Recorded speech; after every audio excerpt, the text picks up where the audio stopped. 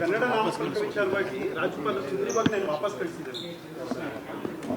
ಇಲ್ಲ ನಾವು parliament assembly announce ಮಾಡೋಕ್ಕಿಂತ ಮುಂಚಿತವಾಗಿ ನಾವು ಸುಗ್ರೀವಾಜ್ಞೆಯನ್ನು ನಾವು ಮಾಡಿದ್ದೆವು.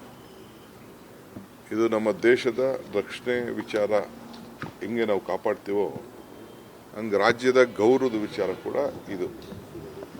ಸೊ ಅದಕ್ಕೆ ನಾವು 60% ಹೆಸರಿರಬೇಕು ಅಂತೇಳಿ ಕನ್ನಡದ ಬಗ್ಗೆ ಗೊಂದಲ ಇರಬಾರ್ದು ಅಂತ ನಮ್ಮ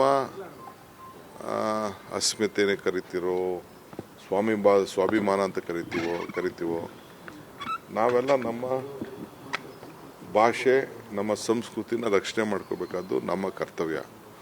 ಆ ದೃಷ್ಟಿಯಿಂದ ಸ್ವಲ್ಪ ಗಲಾಟೆಗಳು ಚಳುವಳಿಗಳು ಇವೆಲ್ಲ ಕೂಡ ನಡೀತಾ ಇತ್ತು. ಅದು ಆಗಬಾರ್ದು ಅಂತ ಪ್ರತಿಯೊಬ್ಬರು ಕೂಡ ನಾಗರಿಕರಿಗೆ ಯಾರ್ಯಾರು ವೃತ್ತಿ ಮಾಡೋರು, ಸರ್ಕಾರದಲ್ಲಿ ಕೆಲಸ ಮಾಡೋರು, ಬಿಸ್ನೆಸ್ ಮಾಡೋರು ಎಲ್ಲರೂ ಕೂಡ ನಾವು ಕನ್ನಡದ ಇದು ಬೋರ್ಡ್ಗಳು ಕಡ್ಡಾಯ ಈ ಸೈಜ್ನಲ್ಲಿ ಇರಬೇಕು ಅಂತೇಳಿ ಮಾಡಿದ್ದೇವೆ.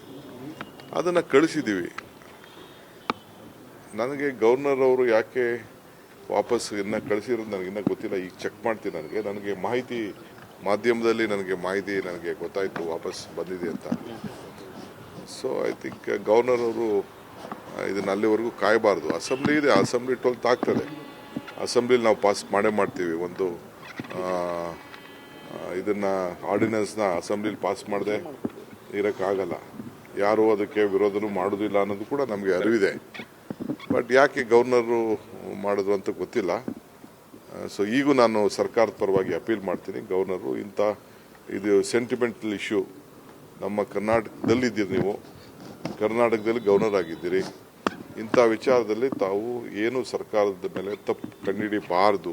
ಇಲ್ಲ ಯಾರು ನಾಗರಿಕರು ಯಾರು ನಿಮ್ಗೆ ಹೇಳಿದಾರಾ ಏನಾದ್ರು ತಪ್ಪಿದೆ ಅಂತ? ಇಲ್ಲ ಯಾವ್ದಾದ್ರು ಒಂದು ಪಾರ್ಟಿಯವ್ರು ಯಾರು ನಿಮಗೆ ಅಬ್ಜೆಕ್ಷನ್ ಮಾಡಿದಾರಾ? ಏನೂ ಇಲ್ಲ, ಯಾರು ಅಬ್ಜೆಕ್ಷನ್ ಮಾಡೋದಿಲ್ಲ. ಇದು ದಯವಿಟ್ಟು ಇದನ್ನು ರೀಕನ್ಸಿಡರ್ ಮಾಡಬೇಕು ಅಂತೇಳಿ ನಾನು ಗವರ್ನರ್ಗೆ ಒತ್ತಾಯ ಮಾಡ್ತೀನಿ.